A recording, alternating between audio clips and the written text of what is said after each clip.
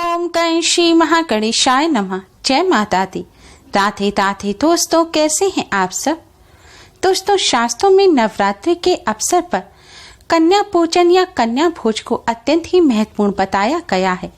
नवरात्रि में देवी माँ के सभी भक्त कन्याओं को माँ दुर्गा का ही स्वरूप मानकर उनकी पूजा करते हैं। सनातन धर्म में लोगों में सदियों से ही कन्या पूजन और कन्या भोज कराने की परंपरा है। भविष्य पुराण और देवी भागवत पुराण में कन्या पूजन का वर्णन किया गया है। इनके अनुसार नवरात्रि का पर्व कन्या भोज के बिना अधूरा होता है। लोग कन्या पूजन नवरात्रि पर्व के किसी भी दिन कर सकते हैं, लेकिन पौराणिक मान्यताओं के अनुसार नवरात्रि के अंतिम 2 दिन यानी कि दुर्गा अष्टमी और महानवमी के दिन कन्या पूजन करना श्रेष्ठ माना गया है।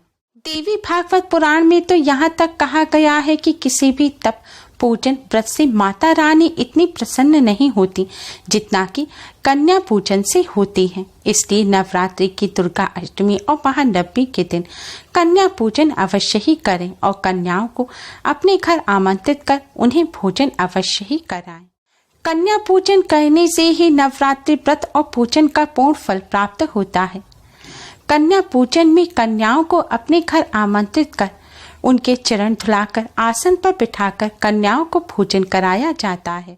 शास्त्रों में कन्या पूजन के कई नियम बताए गए हैं। कन्या पूजन में सबसे विशेष होता है कन्याओं को भोजन कराना।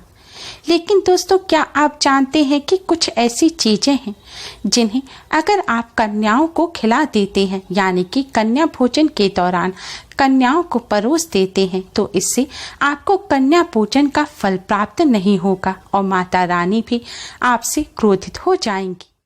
तो आइए दोस्तों, जानते हैं ऐसी कौन सी चीजें हैं जिन्हें कन्याओं को भूलकर भी नहीं खिलाना चाहिए, जिससे हमें माता रानी की असीम कृपा प्राप्त हो और नवरात्रि व्रत पूजन का पूर्ण फल प्राप्त हो सके।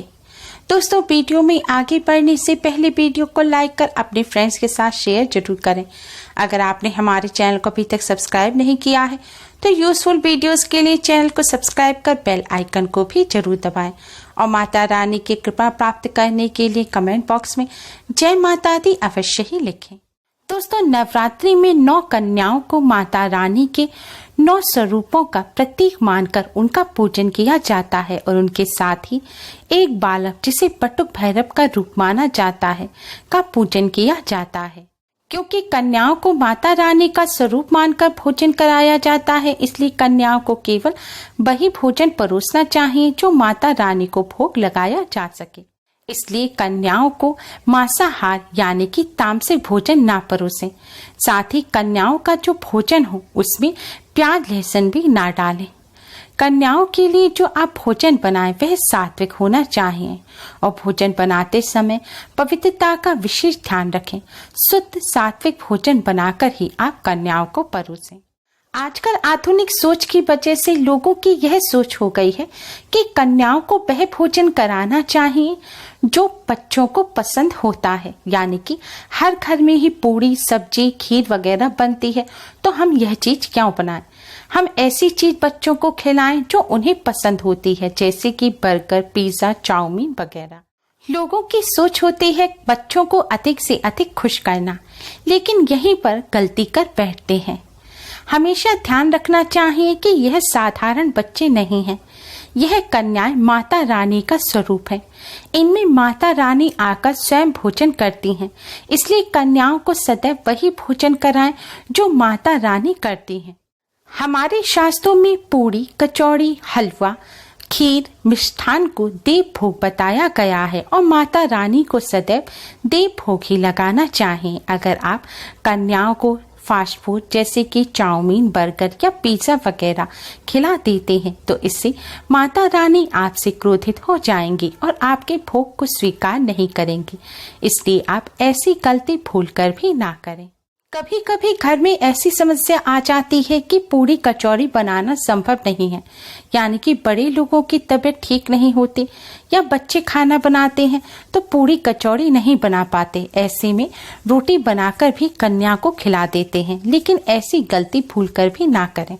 आपको स्वास्थ्य संबंधी कोई समस्या है तो आप रोटी की जगह पराठे बनाकर कन्या को खिला सकते हैं, लेकिन रोटी या चावल आप कन्या को ना खिलाएं, क्योंकि चावल और रोटी कच्चा भोजन होता है और कन्याओं को सदैव पक्का भोजन ही कराना चाहिए, जैसे कि पूड़ी कचौड़ी। अगर यह ना हो सके तो इसकी जगह आप पराठे भी खिला सकते हैं। अगर आपको स्वास्थ्य संबंधी समस्या है, घर में कोई बनाने वाला नहीं है, तो ऐसे में आप मिष्ठान या जलेबी मंगाकर भी कन्याओं को उनका भोग लगा सकते हैं।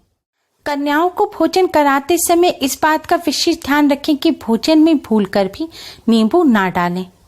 माता रानी को नींबू का भोग नहीं लगाया जाता, इसलिए इस बात का विशेष ध्यान रखें। अगर आप कन्याओं के भोजन में नींबू डाल देते हैं तो माता रानी भोग को स्वीकार नहीं करती और आपको नवरात्रि व्रत भोजन का पूर्ण फल प्राप्त नहीं होगा। इसलिए कभी भी कन्याओं के भोजन में नींबू ना डालें।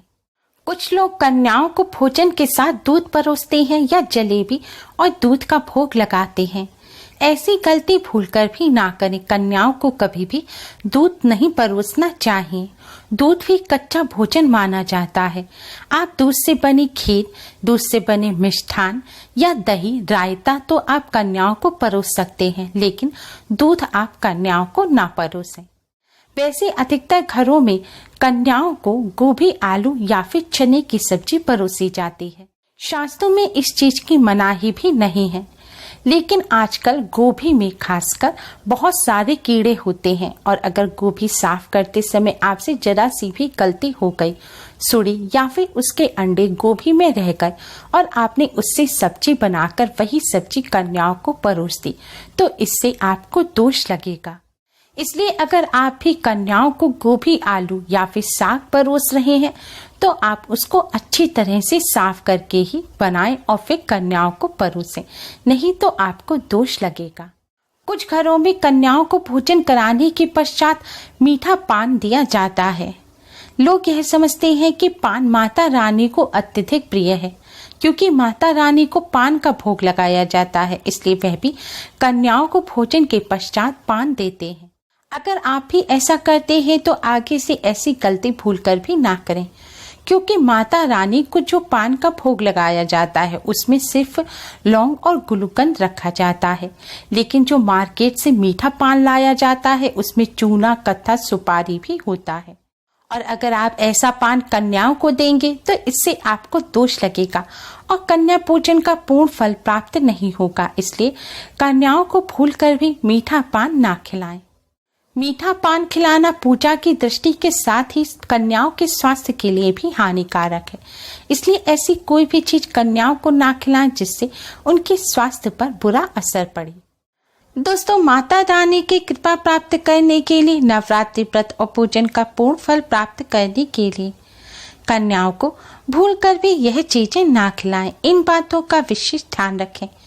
उम्मीद है आपको हमारी ये वीडियो पसंद आई होगी। प्लीज लाइक करें, हमारी इस वीडियो को अपने फ्रेंड्स और रिश्तेदारों में ज़्यादा से ज़्यादा शेयर करें, जिससे वह भी इसका लाभ उठा सकें।